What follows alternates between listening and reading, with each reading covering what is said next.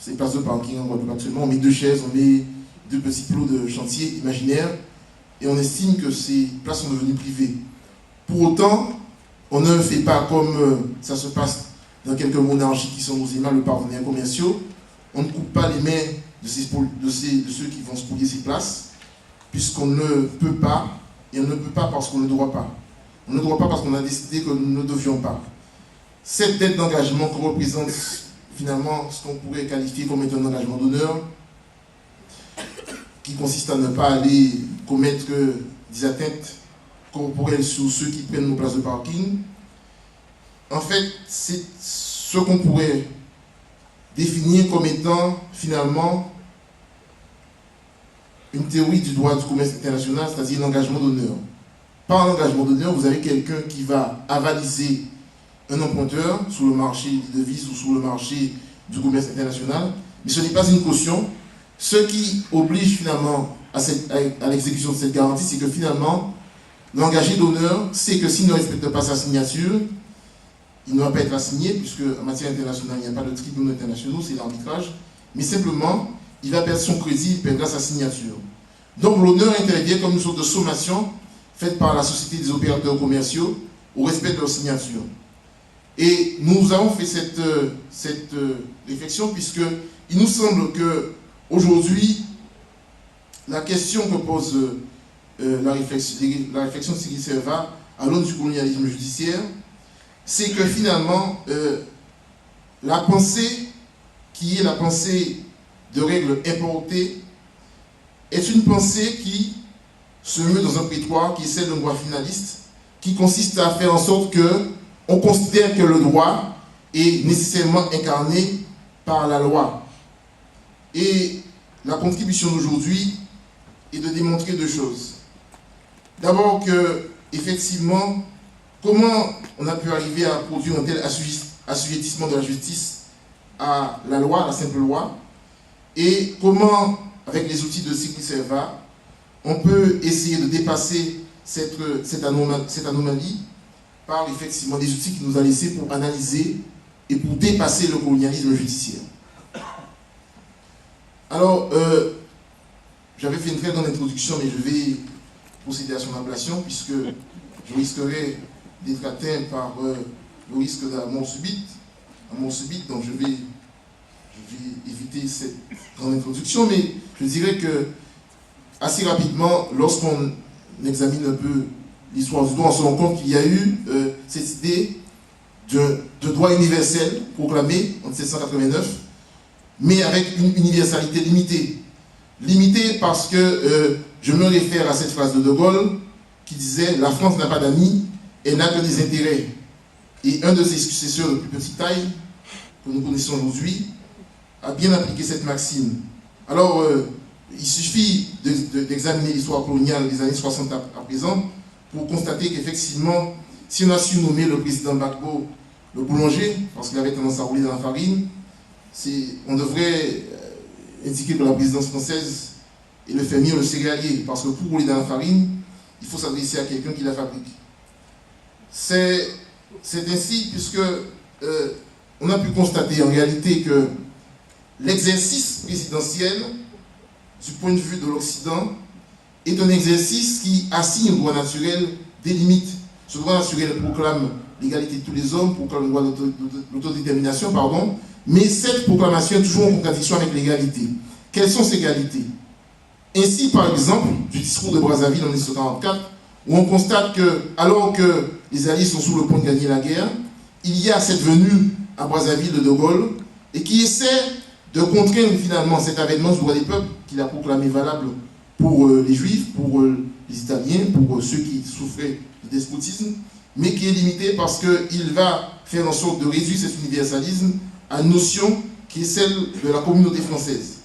Et vous savez ce qui est advenu de ceux qui n'ont pas respecté cette prescription du discours de Brazzaville, puisque lorsque les nationalistes algériens assétifs ont voulu faire application de la Déclaration des Nations Unies, qui arrivait un peu avant la fin de la guerre, et qui était une déclaration qui visait à raviver les souverainetés nationales à l'encontre des idéologies dominantes, vous savez qu'à Sétif, il y a eu cette répression qui a causé à peu près 45 000 morts, mais on sait aussi qu'il y a des formes de répression qui sont différentes et qui consistent tout simplement à faire en sorte d'isoler ceux qui ont démocratiquement choisi le nom. Ce sera le cas de Sékou Touré, et on sait que cet isolement va causer la transformation de son régime en un régime qui sera totalitaire et qui va finalement contraindre ceux qui avaient pris notre voie à penser autrement les rapports avec l'ancienne tutelle coloniale.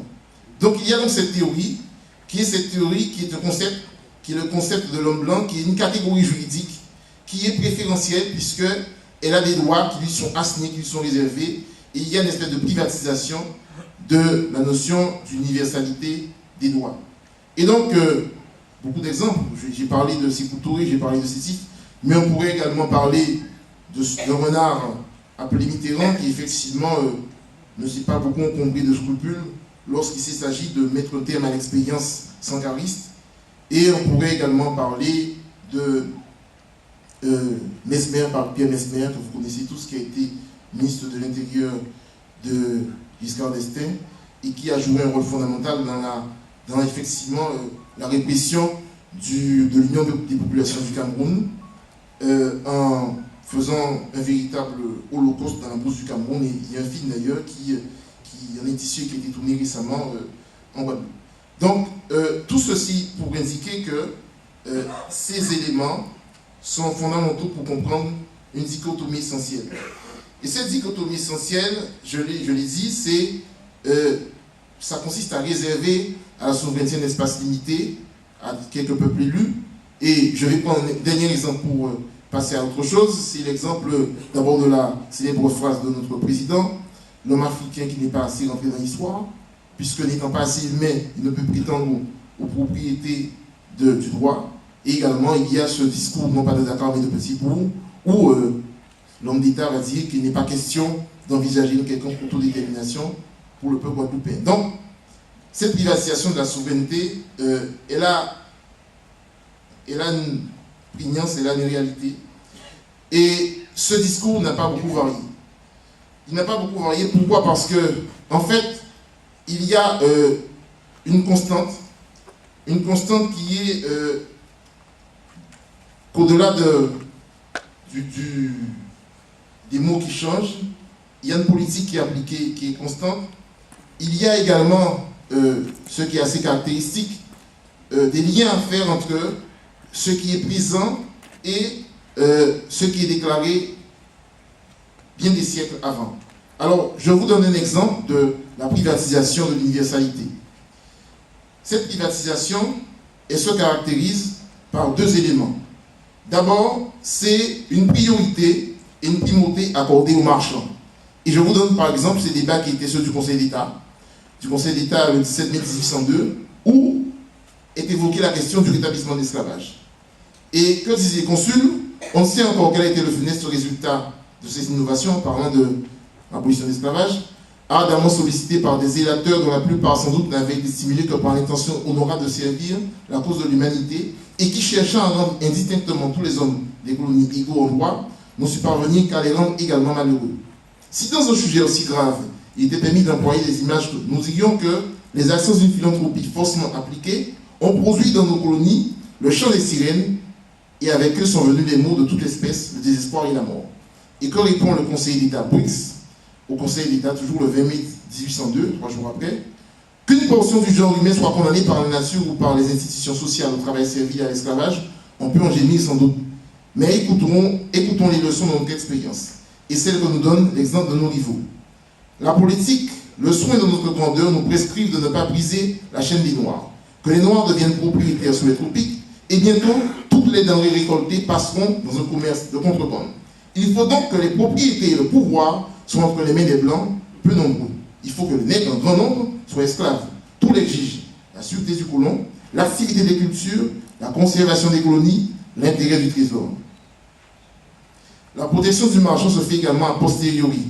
A posteriori, c'est-à-dire qu'elle se fait par le fait qu'il y a effectivement un certain nombre de systèmes qui sont mis pour préserver un étang, en dépit des réformes et des abolitions. Je passerai sur l'indemnisation à hauteur de 6 millions de francs or par le décret de 1849. Je passerai également sur cette faculté qui est de faire en sorte qu'après le code noir, on va instituer le code de l'indigénat. Alors, que propose Cyril Servat sur ces dichotomies et sur cette privatisation de l'universalité? D'abord, il propose, Cyril, de faire en sorte, une fois qu'on a dégagé l'exégèse de ce qu'on constate, et je vous rappellerai que récemment, un chef de cour installé disait qu'il y avait nécessité pour lui de rendre justice qui était conforme à l'image de la Guadeloupe, à ce qu'attendait la société guadeloupéenne. Mais j'irai plus loin. Cyril, lui, propose deux choses. D'abord, deux préalables fondamentaux. Un, que l'intellectuel joue son rôle à l'aune de ce qu'il est. Il doit accéder à la conscience de ce qu'il est. Et il y a le texte de Cyril, le dernier texte de Cyril, qu'il livre, où il dit, c'est dans le numéro les vérités difficiles, où il dit effectivement qu'il y a nécessité pour l'intellectuel qui doit jouer un rôle, l'intellectuel européen, de se plonger dans son étang anthropologique, c'est-à-dire de faire en sorte que les modèles de raisonnement ne soient pas ceux de l'altère, mais qu'ils soient des modèles tirés de sa propre expérience, de son propre temps, de ce qu'il est. Et c'est une difficulté qu'il y a, parce que les mécanismes de l'assimilation, tant politique que psychique, ont induit que nous pouvions être intellectuels qu'à travers le discours de l'autre, qu'à travers ce que l'autre répondait comme discours et comme instrument de validation. Or, Cyril revient sur ce préalable qui est d'accéder à la conscience de soi-même pour effectivement produire la pensée de soi-même.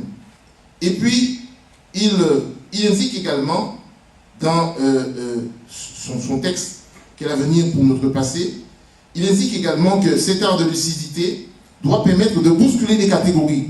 Parce que la révolution psychologique que nous opérons doit bousculer les catégories. Il indique par exemple que la déclinaison des articles 72 à 74 n'est point suffisante et qu'il faut envisager dans ce travail que va faire l'intellectuel de pouvoir bousculer la théorie politique constitutionnelle française. Comment? En faisant en sorte de proposer à l'autorité de tutelle, non seulement une autorité politique guadeloupéenne, mais une autorité guadeloupéenne qui va faire en sorte d'instituer une autorité politique à côté de ce qui est proposé par la Constitution française. Et ça rappelle la réflexion qui, je cite, est la sienne, l'épaisseur anthropologique qui ne demande qu'à s'épanouir. Alors, il y a des exemples très concrets, je fais vite puisqu'on m'a attendu des petits papiers qui sont que l'heure de la mort subite arrive. Il y a effectivement deux exemples que j'ai en tête sur effectivement cette ambition qui doit être celle de l'intellectuel qui produit à partir de lui-même. Deux expériences très récentes qui sont en quelque sorte, je ne dirais pas non pas des disciples de Cyril Servat, mais qui sont en réalité une expérience de ce que doit être l'intellectuel à partir de lui-même.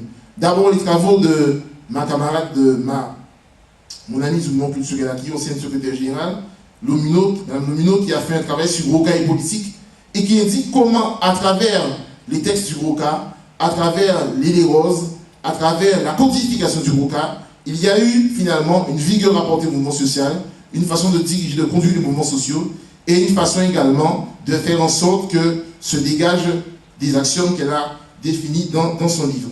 Deuxième exemple qu'il y a, c'est l'exemple de mon ami qui est ici devant moi, et qui est celle de Mme Braflan-Trobo, qui, je crois, essaie aussi d'appliquer cette théorie de Cyril Servat, qui consiste à prendre appui sur l'épaisseur anthropologique et à produire une pensée qui soit propre.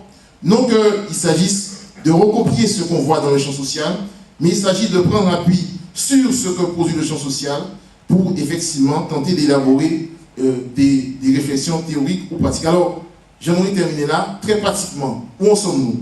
Nous en sommes à deux constats. Je pense que le succès de librairie et au-delà, le succès de référence des deux auteurs que j'ai cités est assez éloquent pour dire que Cyril n'aura pas pensé enfin. Et je dirais qu'en termes de création institutionnelle, c'est vrai qu'au niveau juridique, on est toujours un peu à court d'arguments, puisqu'on se dit que toute création institutionnelle ne peut se faire que préalablement à l'institution d'un ordre établi, c'est-à-dire à l'érection d'un État. Or, il y a, à la lumière des récentes expériences du mouvement social, deux exemples assez étonnants, et j'en terminerai par ces exemples-là. Premier exemple, l'accord général interprofessionnel des salaires Jacques Bidault. Que dit-il? Il décline bien entendu des accords, un accord à caractère salarial. Mais surtout, il a un fond anthropologique Ce fonds anthropologique, c'est quoi? Ça constitue simplement en son préambule, puisque son préambule, qui a valeur interprétative, décline que des considérants. Et dans ces considérants, il y a le considérant qui est que on affirme, les partenaires sociaux affirment que les rapports sociaux et économiques de Guadeloupe sont fondés sur une origine qui est celle de la société de plantation. C'est important parce que même si l'accord a été étendu avec amputation de son préambule, mais avant son extension, elle a été signée dans les entreprises et l'accord qui a été signé par les partenaires sociaux s'applique tel qu'il a été établi par les partenaires sociaux avec le préambule d'ordre anthropologique. Et deuxième exemple qui est très important, qui est éloquent sur cette nécessité anthropologique de Cyril, c'est qu'il y a également dans l'accord général du 4 mars entre le LKP et les institutions, il y a cette dimension culturelle où effectivement on sollicite la parité des langues, on sollicite la parité des cultures, il n'y a pas d'affrontement, et nous sollicitons également de faire en sorte que finalement cet accord-programme soit la prétention des acteurs du mouvement social de pouvoir effectivement réfléchir l'ensemble des questions qui se posent dans la société. Alors, nous avions rencontré avec une délégation, même le ministre des Dômes, qui avait dit que de toute façon, l'État n'appliquerait jamais cet accord, puisque ça subit approche. Oui, puisque ça constituerait une séparation de l'État français, mais je dirais que Cyril indique bien, et c'est la fin de son article, que la nécessité qu'il y a pour cette autorité guadeloupéenne constituée, c'est non pas d'aller dans l'affrontement, mais c'est d'aller dans une nécessité qui consiste à faire en sorte que la communauté guadeloupéenne puisse féconder le monde. Et c'est sous ces paroles optimistes que je souhaite vous quitter. Merci. Merci.